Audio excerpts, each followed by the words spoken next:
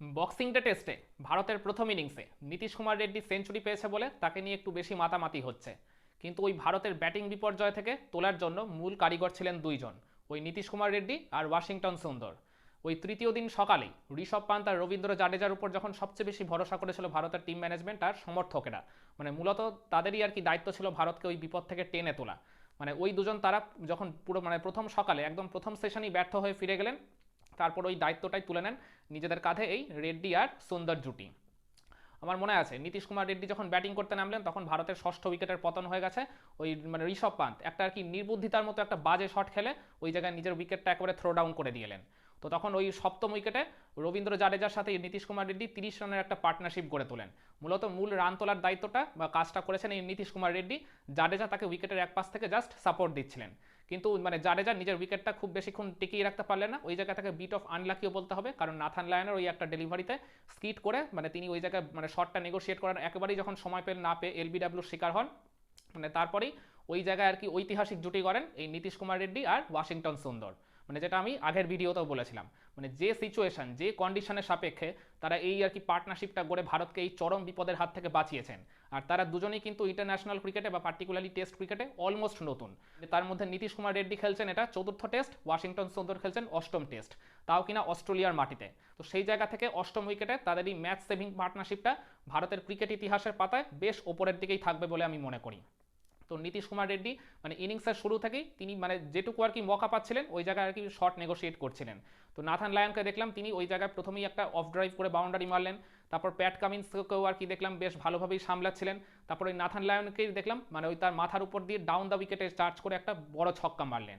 তারপর মিচেল স্টার্ককেও দেখলাম খুব সুন্দর একটা কাভার ড্রাইভ করলেন। স্কট বোল্যান্ডকেও আর কি অফ ড্রাইভ খেলেছিলেন। তার সবচেয়ে আর কি ভালো মোমেন্ট আমার লেগেছে ওই যখন তিনি 50টা পেলেন, ওই মিচেল স্টার্কের একটা আউটসাইড দিয়ে অফ স্টাম্প ডেলিভারিকে তিনি যেভাবে আর কি ওই এক্সট্রা কাভারের উপর দিয়ে তুলে চার মেরে ওই পুষ্পা স্টাইলে সেলিব্রেশন করলেন, ওটা এক প্রকার ছিল অনবদ্য দেখার মতো। আর এছাড়া ওয়াশিংটন সুন্দরের কথা যদি বলি, তিনি তো আর কি উইকেটের এক পাশ আগলে রেখেছিলেন। ওই রবীন্দ্র জাডেজা যে কাজটা করেছিলেন মানে ভারতের টিম ম্যানেজমেন্ট থেকে তাকেও হয়তোবা সেই নির্দেশনাটাই দেওয়া হয়েছিল। খুব প্রয়োজন না পড়লে তিনি ওই জায়গায় মানে বাউন্ডারি নেগোশিয়েট করার বা বড় শট খেলার একেবারেই চেষ্টা করছিলেন না। তার জাস্ট কাজ ছিল নীতিশ কুমার রেড্ডিকে উইকেটের এক পাশ থেকে সাপোর্ট দিয়ে যাওয়া। তো সেই কারণেই একটা দীর্ঘ সময় পর্যন্ত তিনি কোনো বাউন্ডারি নেগোশিয়েট করেননি, না সেইভাবে বড় কোনো শট খেলার তিনি চেষ্টাই করেননি বলতে গেলে। তো সেই কারণেই হয়তোবা তিনি কিংবা তার খেলা ইনিংসটা মানে একটু আর কি ওই মানে অস্তাচলের মধ্যে পড়ে গেছে, কিন্তু মানে ওয়াশিংটন সুন্দরের ক্রেডিটটা কিন্তু এই জায়গায় কোনোভাবেই খাটো করা যাবে না। রবীন্দ্র জাডেজা যখন আউট হয়েছিলেন তখন ভারতের স্কোরটা ছিল 7 উইকেটে 221। মানে তখন ওই অস্ট্রেলিয়ার প্রথম ইনিংসের ওই ফলোয়ানের হাত থেকে বাঁচতে গেলে তখনও ভারতের লাগে 54টা রান, হাতে মাত্র 3 উইকেট। মানে যে কোনো মুহূর্তে ভারতের ব্যাটিং বিপর্যয় হয় ওই জায়গায় ফলোয়ান খাওয়ার একটা আশঙ্কা তখন হাতছানি দিচ্ছে।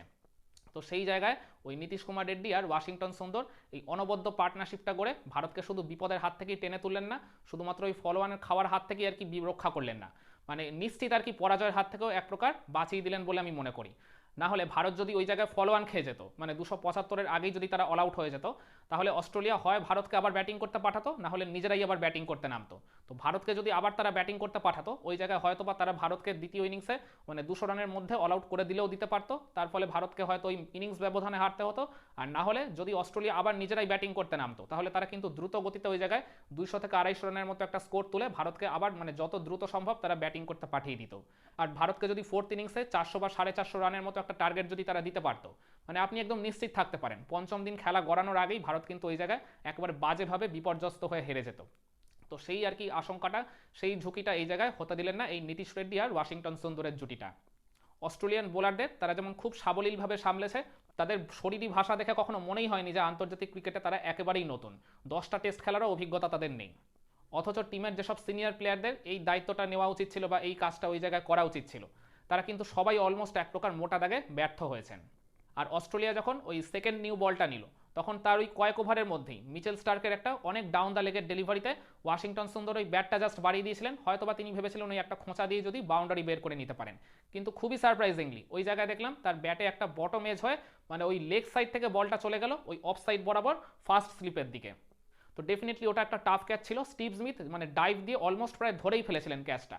তো ওই জায়গায় একটা সামান্য লাক ফেভার করেছিল আমি মনে করি ওয়াশিংটন সুন্দরে, একটা হাফ চান্স তিনি দিয়েছিলেন অপোনেন্টকে।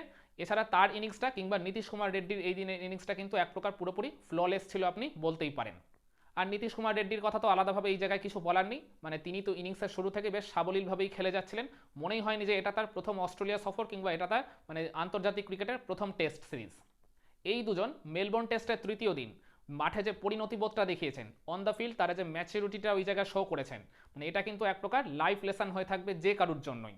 মানে চাপের মুখে ভেঙে না পড়ে আপনি যদি নিজের ক্ষমতা বা দক্ষতার উপর ভরসা রেখে যদি একেবারে লড়াই করার মানসিকতা নিয়ে সামনের দিকে এগিয়ে যেতে পারেন, তাহলে আপনাকে কিন্তু ওই জায়গায় কেউ পরাজিত করতে পারবে না। তো জীবনের সেই শিক্ষা বা লাইফ লেসনটাই কিন্তু আজ দুজন এই নিজেদের অনবদ্য 127 রানের জুটির মাধ্যমে করে দেখিয়ে দিলেন এই গোটা ভারতবাসী তথা বিশ্ববাসীর সামনে। এরপর এই জুটিটার প্রায় শেষের দিকে গিয়ে ওয়াশিংটন সুন্দর 146 বলে নিজের 50টা তুলে নেন। এটা ছিল তার অষ্টম টেস্ট। অষ্টম টেস্টে তিনি 4 নাম্বার হাফ সেঞ্চুরি করলেন, মানে তিনি রেগুলার মানে টেস্ট ক্রিকেটে ব্যাটিং করেই থাকেন এই 8 বা 9 নম্বর পজিশনে। আর এখনো পর্যন্ত তার টেস্ট ক্যারিয়ারের ব্যাটিং অ্যাভারেজ কিন্তু ওই বিরাট কোহলি, রোহিত শর্মা, ঋষভ পান্ত, কেএল রাহুল এদের থেকে যথেষ্ট পরিমাণে বেশি, 54+। আর নীতিশ কুমার রেড্ডির কথা তো আলাদাভাবে আর কিছু বলার নেই। মানে এই অস্ট্রেলিয়া সফরের 4 টেস্টের মধ্যে মানে প্রত্যেক টেস্টেরই দেখা গেছে কোনো না কোনো ইনিংসে ব্যাট হাতে তিনি টিমের জন্য অবদান রেখে গেছেন ওই ডাউন দ্য অর্ডারে ব্যাটিং করতে নেমেও। তো অবশেষে ভারতের স্কোরটা যখন ওই 348, তখন ওই ওয়াশিংটন সুন্দরকে ওই জায়গায় প্যাভিলিয়নে ফেরান ওই নাথান লিওন। ওই একটা আউটসাইড এজ হয়ে তিনি ওই জায়গায় স্টিভ স্মিথের হাতে ক্যাচ দিয়ে আউট হয়ে যান ওই 50 রান করেই। তো তখনই তাদের মধ্যে এই 127 রানের অনবদ্য জুটিটা ভেঙে যায়। মানে তার আগে কিন্তু এরা দুজন যা কাজ করা সেটা করেই দিয়ে গেছেন, ভারতকে ওই চরম বিপর্যয়ের হাত থেকে তো যেমন রক্ষা করেইছেন, এই দুজনের পার্টনারশিপটা দিন শেষে ভারতকে এমন একটা পজিশনে এখন নিয়ে গেছে, এখনও আর কি ভারত অস্ট্রেলিয়া থেকে প্রথম ইনিংসে 116 রানে পিছিয়ে রয়েছে। মানে সেটা এখন অনেক কম বলতে হবে, যে পরিস্থিতি তৈরি হয়েছিল তার তুলনায় অনেক বেটার পজিশনে ভারত এখন রয়েছে। তো ভারতের বোলাররা যদি অস্ট্রেলিয়ার দ্বিতীয় ইনিংসে মানে দুর্দান্ত বোলিং করে যদি অস্ট্রেলিয়াকে ওই জায়গায় মানে 150 বা 200 রানের মধ্যেই যদি বেঁধে ফেলতে পারে, ইউ নেভার নো, ভারত কিন্তু এই মেলবোর্ন টেস্টে জয়ের একটা ভালো সম্ভাবনা তৈরি করলেও করতে পারে।